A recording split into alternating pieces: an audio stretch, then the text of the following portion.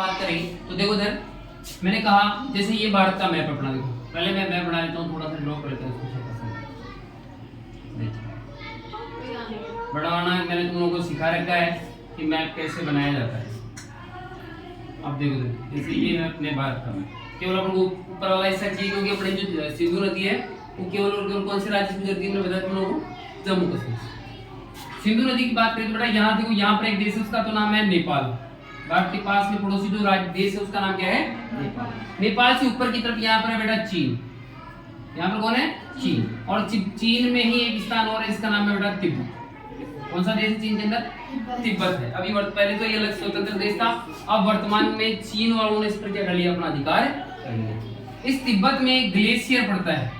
क्या पड़ता है बेटा? ग्लेशियर। और मैंने बताया था ग्लेशियर क्या होता है, बताया था लेकिन मैं बर्फ के नीचे क्या हो जाता है? पानी जम जाता है, और ऊपर वाली सतह पर क्या जम जाती है? बर्फ। यही कह सकते हो कि बर्फ का जो पानी होता है उसको क्या बोलते हैं? ग्लेशियर बोलते हैं। या बर्फीले क्षेत्र में जहाँ पर पानी भरा हुआ होता है उस भूभाग को अपन क्या बोलते हैं? ग्लेशियर बोलते हैं। तो यहाँ पर एक ग्लेशियर है और उस ग्लेशियर का नाम है बेटा बोखरचू ग्लेशियर।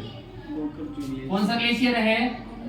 बोखरचू ग्लेशियर। ग्लेशियर का थोड़ा सा नाम अटपटा है। इसी के पास में यहाँ पर एक और ग्लेशियर है बेटा जिसका नाम है चिमायुगडुंग। थोड़े से नाम अटपटे हैं लेकिन याद हो जाएंगे, 2-4 बार बोलोगे ना तो याद हो जाएंगे। यहाँ पर जो ग्लेशियर उसका नाम क्या है बेटा? बोखरचू ग्लेशियर। कौन सा ग्लेशियर है? बोखरचू ग्लेशियर। और इसके पास में एक और ग्लेशियर, इसका नाम क्या है? चिमायुगडुंग। कौन सा है? चिमायुगडुंग। दोनों ग्लेशियरों से 2 नदियां निकलती है। दोनों ग्लेशियरों से कितनी नदी निकलती है? 2 नदियां। एक नदी इसके इस दिशा में आती है और एक नदी इसके ये कह सकते हैं दाईं तरफ जाती है और एक बाईं तरफ आती है। जो दाईं तरफ जा रही है वो तो नदी है बेटा ब्रह्मपुत्र। वो तो नदी कौन सी है? ब्रह्मपुत्र। और इधर की साइड जो आ रही है इसके बाईं तरफ जो आ रही है ग्लेशियर से वो कहलाती है बेटा कौन सी नदी? सिंधु नदी। समझ में आ गया? 2 ग्लेशियर है, एक का नाम है बोखरचू, एक का नाम कौन सा है? चिमायुगडुंग। चिमायुगडुंग से जो निकल रही है वो तो कौन सी है? ब्रह्मपुत्र। और बोखरचू से निकल रही है उसका नाम क्या है? सिंधु। याद रह जाएगी। अपन पढ़ रहे हैं कौन सी नदी? सिंधु नदी। सीधे से याद रखना है, ज्यादा ऐसे सोचने की जरूरत नहीं है, आराम से देखो उधर। सिंधु नदी की बात करें तो सबसे पहले बोखरचू ग्लेशियर से बाहर निकलती है। कौन से ग्लेशियर से निकलती है? बोखरचू ग्लेशियर से निकलने के बाद ये तिब्बत होते हुए चीन में बहती है। तिब्बत होते हुए कहां बहती है बेटा? चीन में बहती है। और भारत में प्रवेश कौन से स्थान पर करती है? तो भारत में एक स्थान पड़ता है बेटा जिसका नाम है दमचौक। कौन सा स्थान है? दमचौक नामक स्थान से ये भारत में प्रवेश करती है। और भारत के केवल एक ही राज्य से गुजरती है, उस राज्य का नाम क्या बेटा? जम्मू कश्मीर। कौन सा राज्य है? जम्मू कश्मीर। अब जब नदी इस दिशा से बह रही, इधर की तरफ बह रही ना, तो ये दिशा हो गई। तो अब मैं इसके कहूंगी दायां भाग कौन सा है, बायां भाग कौन सा है? बताओ ऊपर वाला भाग कौन सा होगा?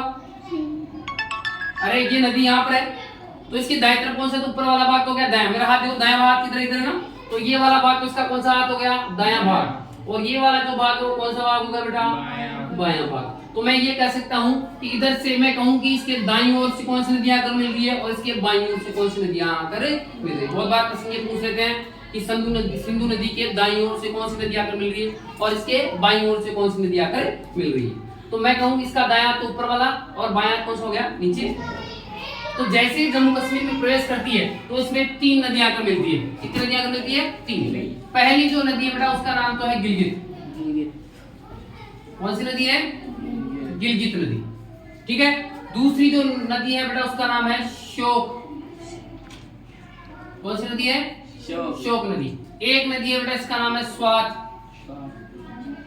ठीक है। और एक नदी और आगे मिलती है उसका नाम है जासर। स्वात नहीं, स्वात को हटाओ। एक नदी है इसका नाम क्या है बेटा? जासर। 3 नदियां जम्मू कश्मीर में आगे मिलेगी। एक तो है गिलगित, एक कौन सी होगी? श्योक, और एक कौन सी होगी? जासर। 3 नदियां कौन से राज्य में आगे मिल रही है? कौन से किनारे से आगे मिल रही है? दाएं किनारे। कौन से किनारे से आगे मिल रही है? दाएं किनारे। इसके पश्चात ये भारत से बाहर निकल जाती है। इससे बात कहां जाती है? भारत से बाहर निकल जाती है। और यहाँ पर एक देश पड़ता है बेटा भारत का पड़ोसी देश कौन सा है? पाकिस्तान। कौन सा देश है? पाकिस्तान। और पाकिस्तान में जिस स्थान पर प्रवेश करती है उसका नाम बेटा चिल्लास। ये हमेशा चिल्लाते रहते हैं पाकिस्तान वाले, इसलिए स्थान का नाम क्या पड़ गया? चिल्लास, है ना। तो पाकिस्तान में जिस स्थान से बाहर निकलती है उस स्थान का नाम क्या बेटा?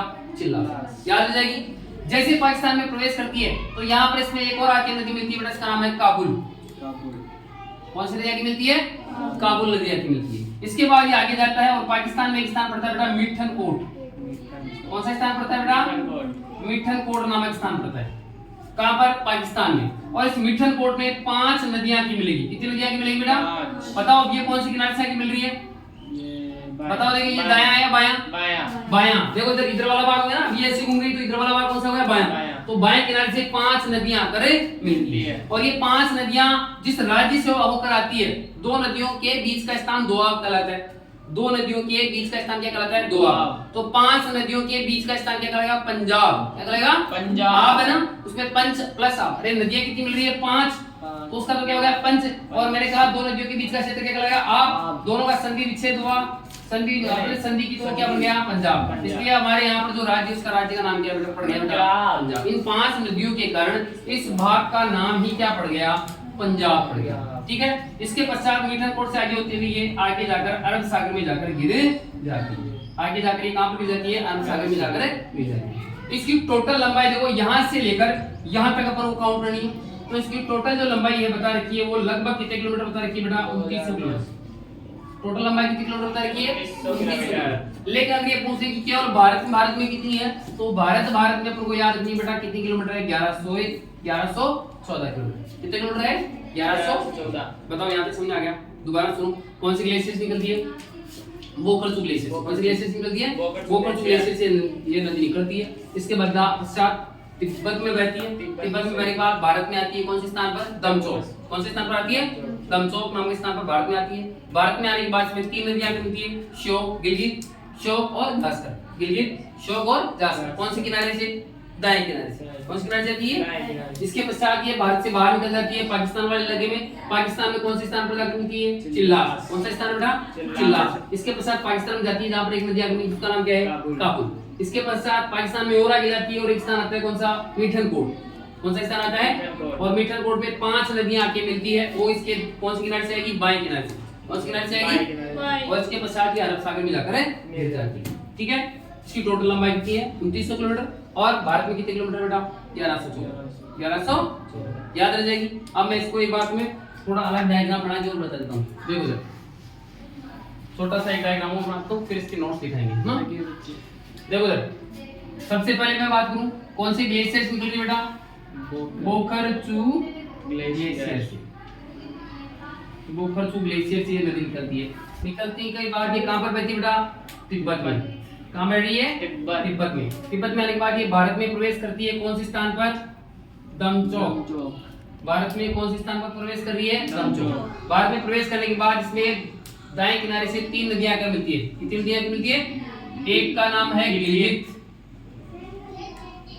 इसके बाद दूसरी नदी आके मिलती है, इसका नाम क्या हो गया बेटा? श्योक, और एक और आके मिलेगी, इसका नाम क्या बेटा? जास्कर। 3 नदियां आगे मिलती है। ठीक है। इसके पश्चात ये नदी आगे बढ़ती है और आगे बढ़ने के बाद ये पाकिस्तान में प्रवेश करती है। कहां प्रवेश करती है? पाकिस्तान में जिस स्थान पर प्रवेश करती है उस स्थान का नाम बेटा? चिल्लास। कौन सा स्थान है? चिल्लास। चिल्लास से प्रवेश करने के पश्चात ये पाकिस्तान में चली जाती है, जहां पर इसमें कितनी नदियां मिलती है? 5। कितनी नदियां मिल रही है? देखो मूल रूप से तो केवल सतलज आके मिल रही है, लेकिन सतलज में आके मिलेगी बेटा चेनाब। सतलज में क्या मिलेगी? चेनाब। और चेनाब में फिर मिल जाएगी झेलम। ऐसे करके 5 नदियां आके मिलती है ना। तो अपन को केवल मोटा याद रखना है कि कितनी नदियां आके मिल रही है? यहाँ पर 5 नदियां आके मिल रही है। और लास्ट में कहां चली जाती है? अरब सागर में जाकर गिर जाती है।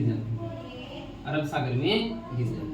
ये नदी में कौन सी नदी है? सिंधु नदी। अब इसमें पानी डाल दूंगा, कोई बहे नहीं, है ना? वरना बह जाओगे तुम लोग 2-4।